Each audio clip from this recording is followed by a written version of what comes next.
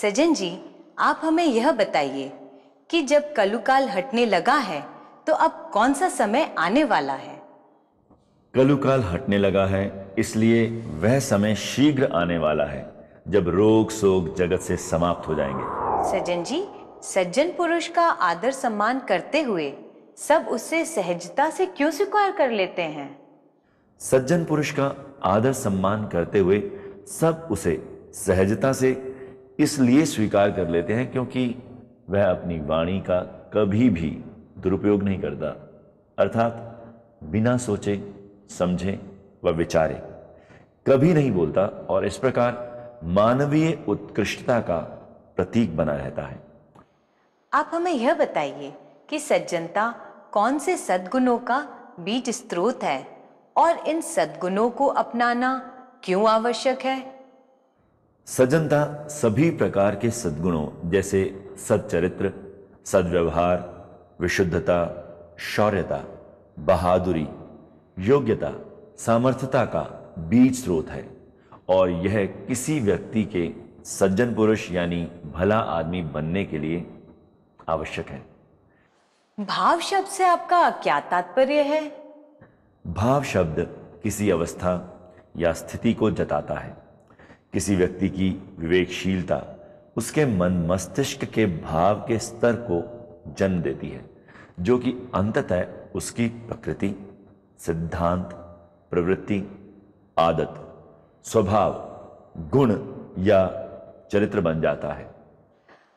यह तो हमें पता ही नहीं था। सजन जी, सतयुग के सज्जनों का परस्पर व्यवहार किस भाव पर आधारित होता है? सतयुग के सज्जनों का परस्पर व्यवहार सज्जन भाव पर आधारित होता है।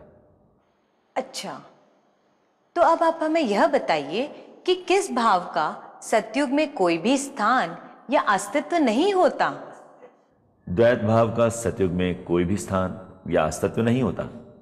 जी, सज्जनता पर आधारित भाव हमें किस प्रकार प्रभावित करते हैं?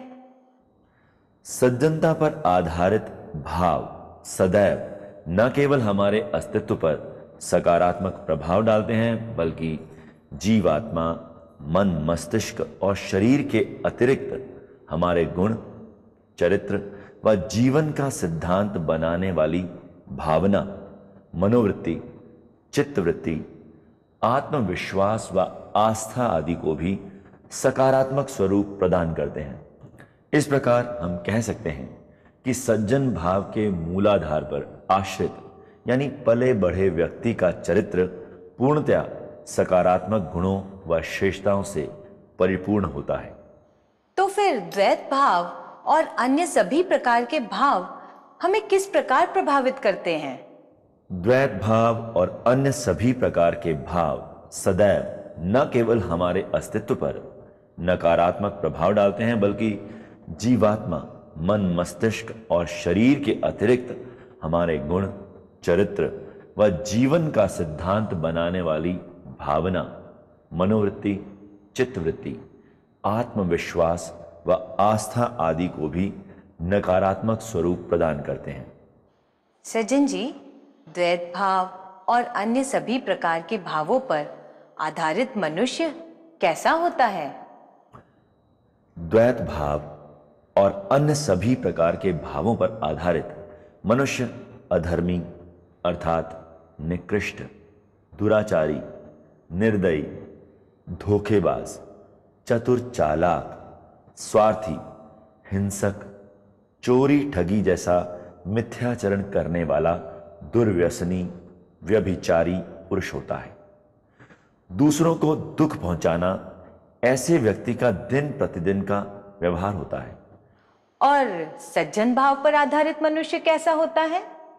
ऐसा व्यक्ति पूर्ण रूपेण विवेकशील, समझदार, श्रेष्ठ, कुशाग्र बुद्धि, आत्मविश्वासी, चतुर, ज्ञानवान, कुशल और दक्ष होता है। वह अपने ज्ञान के सही प्रयोग द्वारा तथ्यों की यथार्थपूर्ण विवेचना कर पाता है और ईश्वरीय गुणों व हुक्म का स्वयं सफलतापूर्वक प्रदर्शन करते हुए सरलता से उन्हीं गुणों का प्रसार करने में समर्थ हो पाता है। यह जानकारी मेरे लिए नई है। आप अब हमें यह बताइए कि सज्जन भाव अपनाना क्यों आवश्यक है। सज्जन भाव अपनाना इसलिए आवश्यक है क्योंकि ये हमें मानवता पढ़ाता है और नकारात्मक विचारों से दूर रखता है। मन मस्तिष्क की उग्र अवस्था के उन्मूलन हेतु हमें अहंकार व स्वार्थ युक्त कलयुगी चंचल स्वभावों से परे रखता है, अर्थात सतयुग के शांत एवं स्थिर स्वभावों में ढलने के लिए भी प्रेरित करता है। जीवन की किसी भी विपरीत परिस्थिति में हमें विषाद, रोने झुकने व नकारात्मक सोच आदि में जाने से रोकता है। हमें पशुओं एवं अल्प बुद्धि जीवों से विभेदित कर इस विश्व को एक सामंजस्य एवं सौहार्दपूर्ण ग्रह बनाने में सहायक सिद्ध होता है। सज्जन व्यक्ति आपसी बातचीत के दौरान किस शब्द का प्रयोग करते हैं और क्यों? सज्जन व्यक्ति जी और आप दोनों ही शब्दों को सज्जन भाव का प्रतीक मानते हुए आपसी बातचीत के दौरान इनका प्रयोग करते हैं, क्योंकि वे जानते हैं कि इन आदर सम्मान व प्रेम सूचक शब्दों का प्रयोग करने से उनका परस्पर आदर भाव मजबूत होता है। इस प्रकार वे दूसरों को सम्मानित करने हेतु तू और तुम के स्थान पर आप और जी शब्द का प्रयोग करते हैं। जी और आप दोनों शब्दों के इस्तेमाल करने से होने वाली लाभ प्राप्ति का क्या आप विस्तार से वर्णन करेंगे? मन, वचन, कर्म द्वारा इन शब्दों के संयुक्त प्रयोग से परस्पर आदर भाव मजबूत होता है। मनुष्य के मन मस्तिष्क में स्वयं आवश्यक मानवीय सद्गुणों का सर्वांगीण विकास हो जाता है। हमारी जीवात्मा, मन मस्तिष्क और जीवन सकारात्मक ऊर्जा व उत्साह से भरपूर हो जाते हैं। आपसी संबंधों को प्रेम, प्रीति और धैर्य से निष्पादित करने का साहस और दृढ़ निश्चय प्राप्त होता है। वह इन शब्दों से युक्त विशुद्ध, हितकर, सज्जनता युक्त, विनम्र व कर्णप्रिय वाणी जहां वातावरण को शांतमय बनाए रखती है, वहीं इसके प्रयोग से व्यक्ति दयालु, स्नेही, शिष्टाचारी, सर्वसम्मत व आनंदमय भी बना रहता है। सज्जन जी, सज्जन व्यक्ति परस्पर अभिवादन किस प्रकार करते हैं और क्यों? सज्जन व्यक्ति परस्पर एक दूसरे का आदर पूर्वक अभिवादन करते समय नमस्कार, नमस्ते, सुप्रभात, जय सीताराम जी, सत श्री अकाल इत्यादि कहकर संबोधित करते हैं। वे ऐसा करना एक दूसरे को सहृदयता से सम्मान देने के साथ साथ हर प्रकार के पूर्वाग्रह को त्यागने के लिए आवश्यक समझते हैं। यही नहीं, यह मनुष्य के सद्गुण युक्त होने का सूचक भी होता है, क्योंकि यह स्मरण कराता है कि ईश्वर सर्वव्यापक है। इस प्रकार इस आंतरिक वृत्ति की सार्थकता अभिवादन के शब्दों जैसे नमस्ते इत्यादि में निहित होती है, जिसका अर्थ होता है, मैं अपने समस्त बुद्धिबल, बाहुबल, आत्मिक बल एवं प्रेम से आपकी अंतरात्मा का हार्दिक अभिनंदन करता हूं।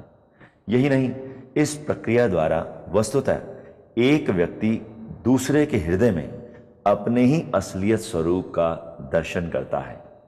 तो फिर आप हमें यह बताइए कि सज्जन भाव का युक्ति संगत अनुशीलन क्यों आवश्यक है? सज्जन भाव का युक्ति संगत अनुशीलन मन मस्तिष्क की क्षमता और योग्यता का संपूर्णतः विकास करने के लिए, प्रभावोत्पादकता और आध्यात्मिक दृष्टिकोण प्रदान करने के लिए सर्वशक्तिमान व सर्वज्ञ भगवान यानी ब्रह्म के सद्गुणों को सक्षमता से समझने के साथ साथ स्वयं उसी स्तर की बुद्धिमता व असीमित शक्ति और ज्ञान सरलता से विकसित करने की क्षमता धारने के लिए अति आवश्यक है। इसके लिए आप हमें और विस्तार में बताइए कि वास्तविक रूप से सज्जन बनने के लिए किन सद्गुणों को धारण करना है? सज्जन बनने के लिए इन सद्गुणों को धारण करना आवश्यक है। विपरीत परिस्थितियों में भी अपने मन, वचन, कर्म में सच्चाई को धारण करे रखना है। संभाव समदृष्टि के अनुशीलन में दक्ष व निपुण बनना है। अपने आप को पवित्र, प्रसन्न व प्रगतिशील बनाए रखने के लिए अपनी वाणी को संयमित रखने का अभ्यास करना है। पूर्ण रूप से विवेकशील बनने के लिए ज्ञान का कुशलतापूर्वक न्याय संगत प्रयोग करना है और सबके साथ समतापूर्ण निष्कपट व्यवहार करना है। धैर्य का अभ्यास कर प्रत्येक परिस्थिति में संतुष्ट बने रहना है। सर्वोत्तम रूप से उद्यमी बनने के लिए निरंतर प्रयत्नशील बने रहना है और प्राप्त परिणामों के प्रति हर हालत में संतुष्ट बने रहना है। तनावपूर्ण अवस्था में भी आनंदित बने रहना है, अर्थात संकट काल, अधिकतम दबाव व परेशानियों का सामना करते समय भी परिपक्वता से सहनशील बने रहना है। परस्पर व्यवहार के समय अप्रियता, दुर्व्यवहार व तिरस्कार से विमुक्त रहने की सक्षमता धारणी है। चारित्रिक उत्थान के लिए, नैतिक सिद्धांतों की सुदृढ़ता के लिए व ईमानदारी से पूर्ण सच्चाई को धारण करने के लिए क्रिया को परिणाम में परिणीत करने की योग्यता धारणी है। धर्मनिष्ठ और परोपकारी बनने के लिए दूसरों की निष्काम सेवा करनी है। अपने अच्छे व्यक्तित्व के आधार पर नेतृत्व की क्षमता धारनी है। वह सद्गुणों पर आधारित जीवन जीने के लिए आजीवन वचनबद्ध होकर निरंतर उत्सुक व इच्छुक बने रहना है। मुश्किल के समय मानसिक स्थायित्व के लिए अपनी भावनाओं को नियंत्रित करने की योग्यता धारनी है। कर्तव्यों को पूर्ण रुचि, गंभीरता, प्रसन्नता व आशावादी दृष्टिकोण से निष्पादित करने की कला सीखनी है और सदैव सुकर्म करने का निश्चय लेना है। समयानुसार स्वीकृत समय पर प्रत्येक कार्य करने की क्षमता धारनी है। क्या आप हमें सज्जन भाव अपनाने से प्राप्त होने वाले लाभों के बारे में बता सकते हैं? यह भाव मनुष्य को ईश्वर की तरह शुद्ध और पवित्र बनाए रखने के लिए विवेकशीलता प्रदान करने के साथ साथ स्वाभाविक मानसिक स्थिरता भी प्रदान करता है। इसके प्रभाव से मनुष्य सदैव सत्यनिष्ठ और धर्मपरायण बने रहकर अनुकूल आचरण को ही प्रवान करता है और अपने जीवन में अपनी भूमिका का भली भांति निर्वाह कर पाता है। सज्जन भाव अपनाने से मनुष्य ऐसा सर्वगुण संपन्न व्यक्ति बनने में सक्षम हो जाता है जिसका मानसिक संतुलन हर परिस्थिति में, यानी सुख दुख, अमीरी गरीबी व मान अपमान में सदैव सामंजस्यपूर्ण, स्थिर व संतुष्ट बना रहता है। तात्पर्य है कि जिस व्यक्ति की प्रकृति सज्जन भाव रूपी बीज से प्रस्फुटित होती है, वह व्यक्ति सदैव सकारात्मक व सर्वगुण संपन्न होने के साथ साथ श्रेष्ठता व उत्कृष्टता का प्रतीक बन जाता है। तो फिर सज्जन बनने के लिए क्या संकल्प लेना होगा? स्वयं भी धार्मिक जीवन जिएं व ईश्वर की प्रत्येक कृति को भी शांति में जीवन जीने दें। सतयुगी नैतिकता के आधार पर एक ही ईश्वर के प्रति स्वेच्छा से आध्यात्मिक निष्ठा रखें। धर्म, जाति, पंथ, रंग, लिंग इत्यादि सब मतभेदों एवं मानव निर्मित भक्ति के विभिन्न स्वरूपों से उबरने के लिए यह परम आवश्यक है। इस सत्य को जान लो कि असीम यानी ईश्वर को किसी भी मानव निर्मित सीमा में नहीं बांधा जा सकता। याद रखो, ज्ञान व समय में भी ऐसा करने की क्षमता व शक्ति नहीं है। ईश्वर के कर्तव्य परायण सुपुत्र बनने के लिए ईश्वर के हुक्म का बहादुरी व साहस से पालन करें। अपने मन मस्तिष्क को काम, क्रोध, लोभ, मोह, अहंकार जैसे विषय विकारों से विमुक्त रखें, क्योंकि ये विकार ही पाप युक्त अमानवीय कृत्यों की जड़ है। ये जाने कि नकारात्मक शक्तियां मन मस्तिष्क को ईश्वर से दूर यानी विपरीत दिशा में खींचती हैं और उसके हुक्म के विरुद्ध चलने के लिए उकसाती हैं, जिसका मानव के जीवन पर अतिशय विनाशकारी प्रभाव पड़ता है। शब्द गुरु में आस्था रखें, शरीर में नहीं। सज्जन जी, मूल मंत्र क्या है? शब्द गुरु ही हमारा मूल मंत्र है। सज्जन श्री शहंशाह हनुमान जी ने मूल मंत्र शब्द को गुरु बताया है और कहा है कि हे इंसान, यही तेरी ब्रह्म सत्ता है। यह तो मुझे पता ही नहीं था। ब्रह्म सत्ता को ग्रहण करने से क्या होगा? इस महान सत्ता को ग्रहण कर लेने से भगवान जो अपना आप है वह स्पष्ट हो जाएगा। तो ब्रह्म सत्ता को ग्रहण करने के साथ साथ उन्होंने क्या वर्ताव बताया है?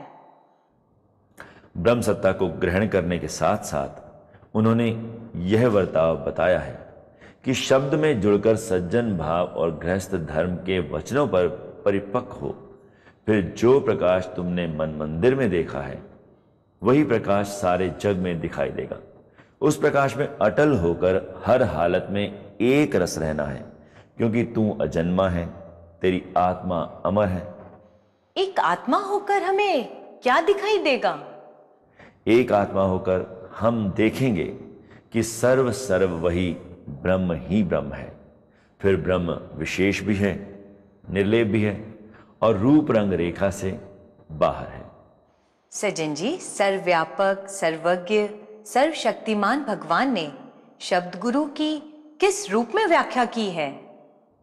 इस ब्रह्मांड के प्रत्येक चराचर प्राणी में भावात्मक यानी नैतिक स्तर पर परस्पर समन्वय व सामंजस्य स्थापित करने के लिए सर्वव्यापक, सर्वज्ञ, सर्वशक्तिमान भगवान ने शब्द गुरु की मूल सिद्धांत के रूप में व्याख्या की है। आप यह बताइए कि शब्द गुरु से क्या तात्पर्य है? शब्द गुरु हमारा आध्यात्मिक पथ प्रदर्शक है। यही नहीं, परमानंद की प्राप्ति हेतु यह दिव्यता की खिड़की खोलने की कुंजी है। यह वह केंद्र बिंदु है जहां से हर पदार्थ के अंदरूनी यानी आध्यात्मिक व बहरूनी यानी भौतिक ज्ञान का प्रकटन हो रहा है, तथा यही सुरत व शब्द के मिलन का व विलीन होने का केंद्र बिंदु भी है। तो शब्द गुरु यानी ईश्वर के मूल सिद्धांत को हमने किस रूप में स्वीकारना है? ईश्वर के इस मूल सिद्धांत को हमने अपने जीवन के मार्गदर्शक सिद्धांत के रूप में स्वीकारना है। तात्पर्य यह है कि हमारा उद्देश्य ख्याल, नियत, विचार प्रक्रिया, तर्क शक्ति, गंभीरता व सावधानी पूर्वक किया चिंतन, विचार विमर्श, दृढ़ निश्चय, ध्यान इत्यादि सब इसी पर आधारित हों। ईश्वर के इस मूल सिद्धांत को अपने जीवन के मार्गदर्शक सिद्धांत के रूप में स्वीकारना क्यों आवश्यक है? इससे क्या लाभ होगा? मानवीय सद्गुणों जैसे संतोष और धैर्य पर आधारित सच्चाई, धर्म जैसे महान मानवीय गुणों को प्राकृतिक रूप से धारण करने के लिए व वस्तुतः हम क्या हस्ती हैं उस असलियत को जानकर तदनुरूप बनने के लिए यह अति आवश्यक है।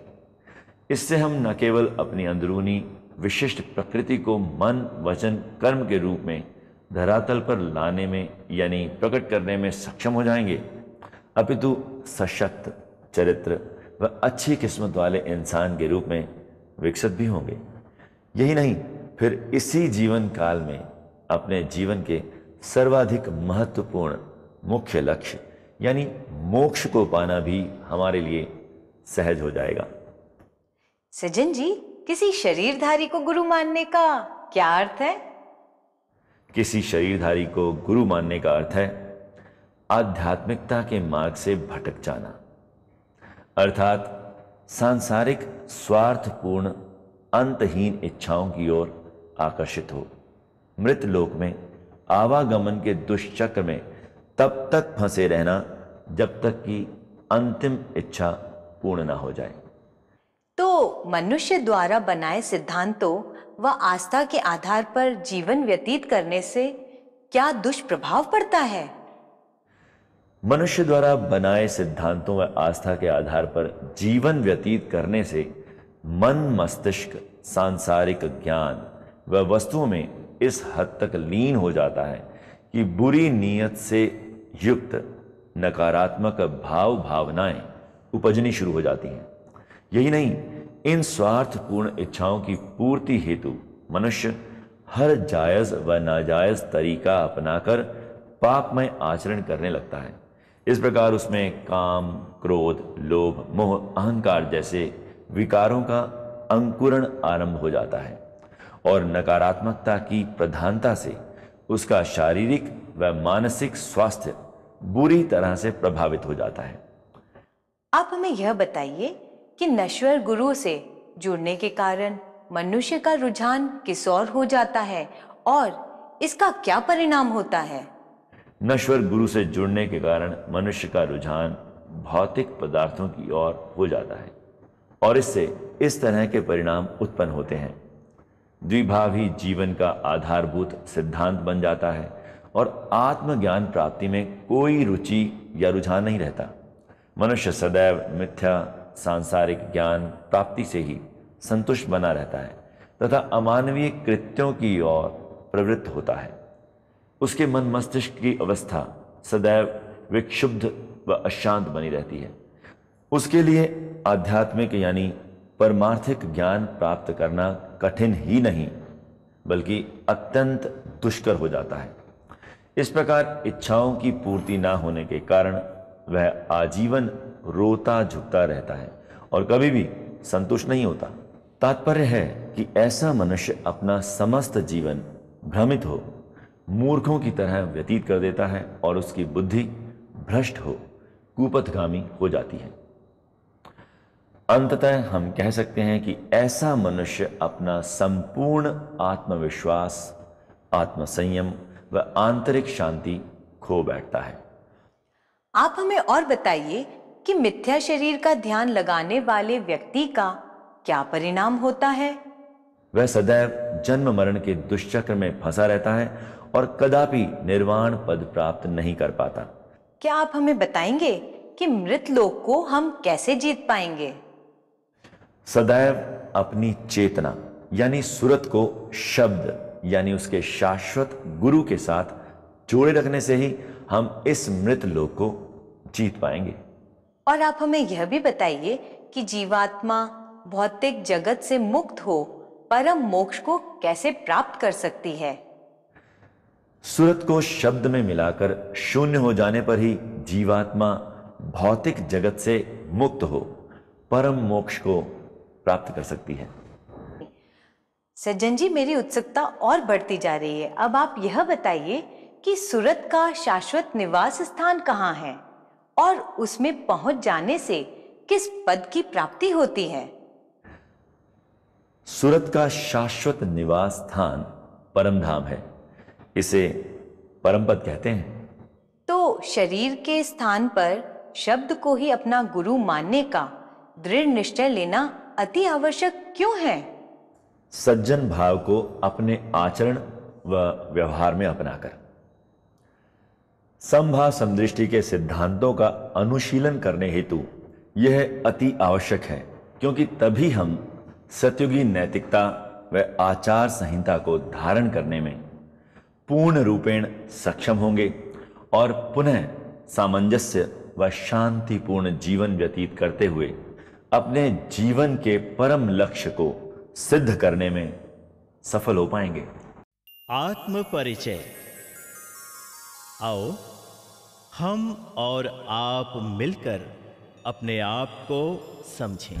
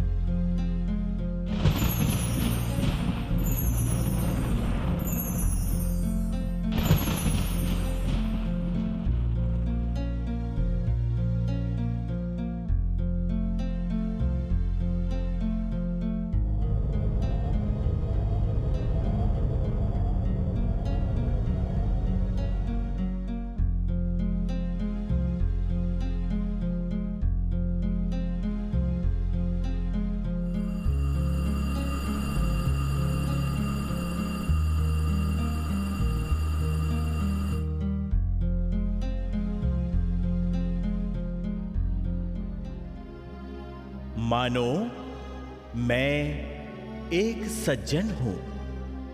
सज्जन अर्थात भला आदमी। इसलिए मैं आप सबका मित्र हूं, अर्थात आप सबका शुभ चिंतक हूं या सहायक हूं।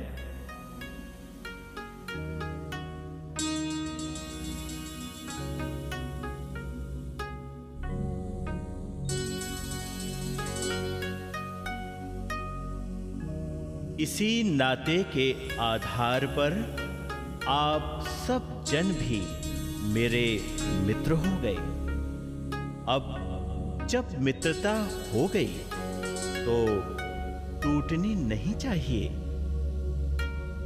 इसलिए सज्जन भाव रूपी गुण धारे रखना आवश्यक है, जिसे अपनाकर व्यवहार में लाना कोई कठिन बात नहीं है।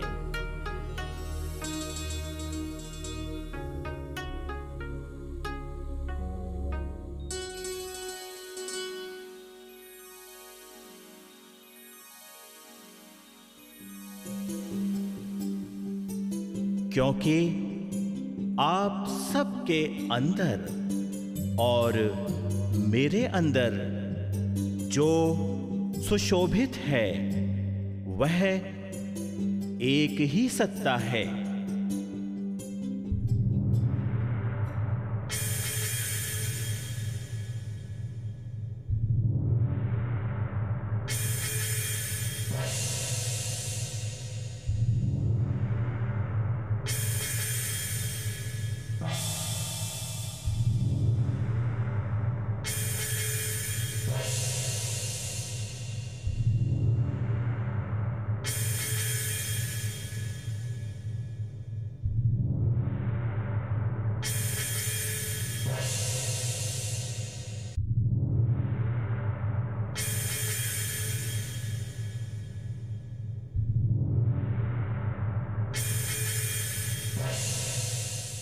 जिसे आदि सत्ता या परमात्मा कहते हैं।